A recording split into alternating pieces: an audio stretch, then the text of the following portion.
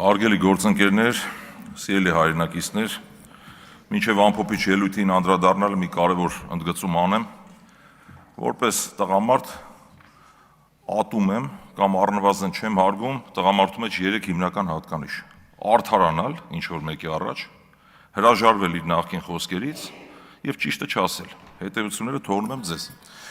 Ինչու ընտրել ինձ որպես հանձնաժողովի նախագահ, խնդրում եմ լռեք, այդ թվում եւ կանայք, թող լռեն։ Կանայք, ներողություն եմ խնդրում, կներեք։ Ինչու ընտրել ինձ հանձնաժողովի նախագահ, ընտրության իրավունքը ձերն է, ես առանձնապես չեմ տառապում այն ցանկությամբ, որ դառնամ այս հանձնաժողովի նախագահ, բացարձակ ոչ, դա քաղաքական որոշման խնդիր է, ես ենթարկվել եմ քաղաքական որոշմանը մեր թիմի, մեկ անգամ եւս շնորհակալ եմ պարոն Կարապետյան ինձ վստահելու համար։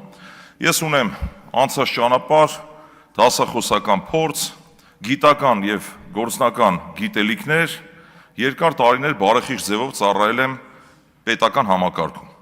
Հարգելի հայրենակիցներ, հարգելի գործընկերներ, կարծում եմ դուք այնքան բանականություն, այնքան ինտելեկտ ունեք, որ նայելով իմ կենսագրությունը ակնհայտ է դառնում, որ չէի կարող կոռուպցիայի մեջ թաթախված լինել, աշխատելով այն ստորաբաժանումներում, որ ես ներկայացրել եմ։ Ինչ վերաբերում է միամիտ եմ, թե միամիտ չեմ, խոսքը վերաբերում է նրան, առանց արդարանալու եմ սա ասում, որ իմ հայտարարագրի մեջ պարզ գրված է։ Խնդիրը որն է, եթե կա փաստաթղթավորված փոխառություն, դա հետ պետք է վերադարձվի։ Հիմա դուք ձեր հարցը խնդրեմ հստակեցնել, ինչի նկատի ունեք, թող իրավաբանները զբաղվեն դրանով, խնդիր չեմ տեսնում։ Շարունակեմ, անցնեմ իմ բուն թեմային։ Մեր խմբակցության ղեկավար պարոն Կարապետյանը խոսել է լիբերալ տնտեսության եւ նաեւ պետական ագրեսիվ միջամտության մասին, եւ դուք անընդհատ հարցնում եք, թե արդյոք համաձայն եմ, այո, համաձայն եմ, եւ կան երկրներ կամ միջազգային փորձ, որոնք անցել են այդ ճանապարհով։ Մասնավորապես Հարավային Կորեան, Սինգապուրը, Չինաստանը, որտեղ 60-ական թվականների նույն Հարավային Կորեան ամենաաղքատ երկրներից մեկն էր եւ պետական ագրեսիվ միջամտությունից հետո այսօր ամենալիբերալ տնտեսություններից մեկն ունի։ Ինչ վերաբերում է 0% հարկին, պարոն Թունյանն ասաց, որ էֆեկտիվ դրույքաչափը դարձել է 2.7%, եթե չեմ սխալվում կամ էական չի, մեր առաջարկի շրջանակներում մենք այլ տեսլական ունենք, բացի այն, որ լուծենք սոցիալական խնդիր, նաև ազատենք տնտեսվարողներին վարչարությունից, ավելորդ ծանրաբեռնվածությունից, այսինքն այդ կշռված ավելի շուտ էֆեկտիվ դրույքաչափին հասնելու համար տնտեսվարողները ստիպված են մի հսկայական վարչարական ճանապարհով անցնել, որպեսզի կարողանան ծախսերը հիմնավորել, որպեսզի ունենան այդ էֆեկտիվ դրույքաչափը։ Եվ ցավոք սրտի մեր տնտեսության կառուցվածքը այնպիսին է, որ գերակշիռ են ծառայություն մատուցող ընկերությունները, որոնք այդ ծախսերը նվազեցնելու հնարավորություն չունեն ցավոք սրտի։ Եվ ստացվում է, որ այդ հարկային փոփոխությունների արդյունքում գերակշիռ մասը հայաստանյան տնտեսվարողների վճարում է 10% շրջանառության հարկ։ Եվ ուստի մենք այս բարեփոխումը, այս նախագիծը ներկայացնելով ցանկանում ենք մեր տնտեսվարողներին, սիրելի հայրենակիցներ, ձեզ, ովքեր վճարում եք շրջանառության հարկ, ազատել նաև ավելորդ վարչարությունից, ինչը լիովին հնարավոր է։ Աղքատության մասին, սիրելի գործընկերներ, ուրեմն իմ գործընկերը նշեց, որ այդ լիովին համաձայն է, որ աղքատության բարձր մակարդակ կա։ Հարգելի հայրենակիցներ, սիրելի ժողովուրդ, խոսքս ուղղում եմ ձեզ բացատրեմ ինչի մասին է խոսքը։ Մեր գործընկերները չեն ասում, ես երեք ասացի, երբ ուշադիր չեք եղել, մեկ անգամ եւս կրկնեմ, Հայաստանում աղքատ չեն համարվում 54,000 եւ ավել դրամ ունեցողները։ Ես ավելի լավ առաջարկ ունեմ, հարգելի գործընկերներ։ Եկեք այդ ցուցանիշը փոփոխենք, 54-ը դարձնենք 27,000 դրամ, Հայաստանում աղքատությունը ավտոմատ 50%-ով կնվազի։ Փայլուն առաջարկ եմ անում։ Եվ սիրելի ժողովուրդ, հիմա ոնց որ դուք ասենք 54,000 դրամով իրենք ասում են աղքատ չեք, գուցե 27,000 դրամով էլ աղքատ չլինեք, բայց Հայաստանում վիճակագրական տվյալները կբարելավեն 50%-ով։ Սա նույն բանն է, երբ որ մենք ասում ենք Հայաստանում կա արտահանման պրոբլեմ, արտահանման խոչընդոտ, մեր իշխանավորներն ասում են, դա համախառն ներքին արդյունքի 3%-ին մոտ ցուցանիշ է, որը կառավարելի է։ Հիմա ասում եմ հասկանամ, մեզ հետևող հայրենակիցներին դա որքանով է հետաքրքիր։ Դա նույն բանն է, որ այն անեկդոտի նման ասում է, եղբայր, այսօր երկու շաբթի թե ձմեռ, ասում է, չգիտեմ, ես հեծանիվով եմ։ Մոտավորապես այս իրավիճակի հետ մենք գործ ունենք, երբ մարդը փաստի առաջ կանգնած չի կարողանում ապրանք արտահանի, մենք ասում ենք դա համախառն ներքին արդյունքի 3%-ին մոտ է եւ կառավարելի է։ Գոյություն ունի շոշափելի ռիսկ, շոշափելի վտանգ մեր տնտեսվարողների համար։ Պարտքնա ցուցանիշի հետ կապած, որի մասին երկար խոսվեց, Հարգելի գործընկերներ, հարգելի պարոն Թունյան, խոսքը վերաբերում է հետևյալին, քանի որ այս հարցին դուք անդրադարձաք, խոսքս ուղղելով ձեզ, խոսքը գնում է տնտեսության կառուցվածքի մասին, երբ որ մենք ասում ենք պետական պարտքի կայուն կառավարելիություն։ Հարգելիներս, մեր տնտեսական կառուցվածքը այնպիսին է համախառն ներքին արդյունքի, որտեղ 50%-ը բաժին է ընկնում ծառայություններին, որի մեջ են մտնում նաև վիճակախաղերը, խաղային բիզնեսը, եւ դա որակի մասին չի բնութագրում։ Երբ որ Սիսակ Գաբրելյանը, պարոն Գաբրելյանը հարցրեց, իսկ կան երկրներ, իմ գործընկերը արդեն պատասխանեց, այո, Արգենտինան, Լիբանանը, մի քանի այլ երկրներ եւս կան, որտեղ եղել է դեֆոլտ, այսինքն որ դու չես կարողանում սպասարկես պետական պարտքը, այլևս քեզ տալիս են թանկ տոկոսով վարկեր, բանկային համակարգը հարվածի տակ է հայտնվում,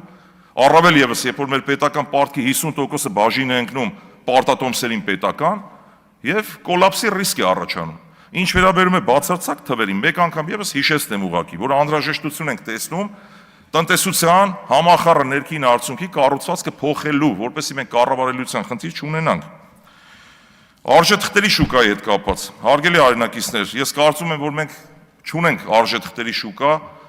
սրան իմ ընտրվելու պարագայում ես կարծում եմ առաջարկ կանեմ խստագույնս ուշադրություն դարձնել, որպեսզի զարգանա նաև կորպորատիվ արժեթղթերի շուկան, որպեսզի մարդիկ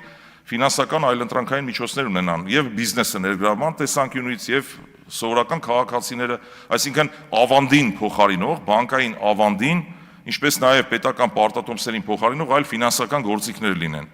Այս առումով մեր բոլոր տնտեսվարող ընկերությունները գրեթե մեծ մասը ՍՊԸ-ներ են, փակված, պարփակված, այսինքն չկա ռեալ մրցակցություն, որ կարողանա կազմակերպությունը ֆինանսական միջոցներ ներգրավելու համար թողարկի պարտատոմսեր, բաժնետոմսեր ավելի շուտ եւ ներգրավի միջոցներ։ Սա տարիների վեր անընդհատ քննարկում եւ այդպես էլ չի լուծում հնարավոր չի գտնել մինչ այժմ։ Հույս ունեմ, որ մեր համատեղ համագործակցության ընթացքում կհաջողվի նաեւ այս խնդիրներին անդրադառնալ։ Եվ ավելացնեմ վերջում մի կարևոր բան, այո, մենք ունենք խորը քաղաքական հակասություններ, կարող ենք տեղում նստած ներվայնանալ, ձեր խոսույթը լսելուց եւ նաեւ հակառակը, բայց ինձ համար կա նաեւ հակառակ կարմիր գիծ, ամենայն պատասխանատվությամբ ձեզ վստահեցնում եմ, այդ կարմիր գիծը այս տվյալ հանձնաժողովի գործառույթներն են։ Այսինքն այս գործառույթների շրջանակներում, որը վերաբերում է բյուջեին, բանկային համակարգին, հարկաբյուջետային քաղաքականության ընդհանրապես, ես համարում եմ, որ ճիշտը կոնսենսուսային մոտեցումն է։ Գուցե օրինակ ասենք, չգիտեմ, եկեղեցու հետ կապված, քարտեզի հետ կապված, բնականաբար մենք ունենք տարաձայնություններ։ Եվ վերջում ավելացնեմ մի բան, որ երբեք չեմ ամաչում իմ ապրած կյանքի համար։ Ինչ որ ասում եք, որևէ բանից չեմ հրաժարվում։ Այո, մեկ Հայաստան կուսակցության անդամ եմ եղել։ Այո, այդ կուսակցության գրանցման հետ խնդիր կար։ Ես արդեն դուրս եմ եկել այդտեղից։ Ուղղակի նախապատմությունը։ Որևէ հակապետական գործունեություն չի իրականացրել այդ կուսակցությունը։ Եվ մենք, այո, պարոն Ղազնյանի հետ, նաև մեր թիմից էլի մարդկա ստեղ Հասմիկ Ենգոյանը կհաստատի, որ շատ նորմալ թիմ էր, գրագետ, պրոֆեսիոնալ, տեխնոկրատ, ուղղակի չստացվեց։ Ինչ վերաբերում է երկրորդ նախագահին եւ առհասարակ ընդհանրապես իմ խոսքերին ու մասին ինչ եմ ասել, դարձյալ չեմ հրաժարվում, որովհետեւ այդ պահին համապատասխան ժամանակահատվածում ես տեսել եմ հնարավորություն, որ այդ քաղաքական միավորը կարող էր ինչ-որ բան փոխել երկրում, համարել եմ, որ ճիշտ է դա։ Այն ժամանակ չկար պարոն Սամվել Կարապետյանի ուժը, որը որ իմ կարծիքով, իմ պատկերացումների մեջ ավելի մոտ է իմ արժեքային համակարգին։ Հիմա ես չեմ թերագնահատում, բայց ամեն դեպքում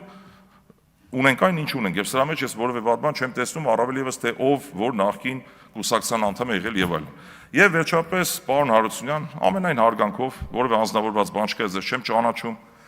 Ես հպարտ եմ իմ հորով, ես չգիտեմ դուք ինչ եք ակնարկում, որ ունեմ իմ հոր նման հայր, բոլորը շատերը ճանաչում են, եւ ես երկրում լուրջ ավանդ ունեցող մարդկանցից մեկն եմ, չգիտեմ դուք ինչի նկատի ունեիք, մնացած բոլոր այն ամեն ինչ որ դուք ասում եք իմ արժեքային համակարգի հետ կապված, որ ես կապ ունեմ երկրորդ նախագահի հետ, երրորդ ազնվությամբ ես մոտիկից 2 մետր հեռավորության վրա ոչ երկրորդ, ոչ երրորդ նախագահին չեմ տեսել։ Չունեմ որևէ առնչություն, իսկ պարոն Վարդան Հարությունյանը եղել է իմ ղեկավարը, աշխատել եմ նրա ղեկավարության ներքո, որևէ այլ առնչություն չունեմ։ Ես հպարտ եմ իմ կենսագրությամբ, իմ անցած ճանապարհով։ Կընտրեք, լավ կլինի երկրին օգուտ, չեք ընտրի, դա ձեր իրավունքն է, ես դրանից բացարձակ չեմ նեղսրտի։ Շնորհակալություն։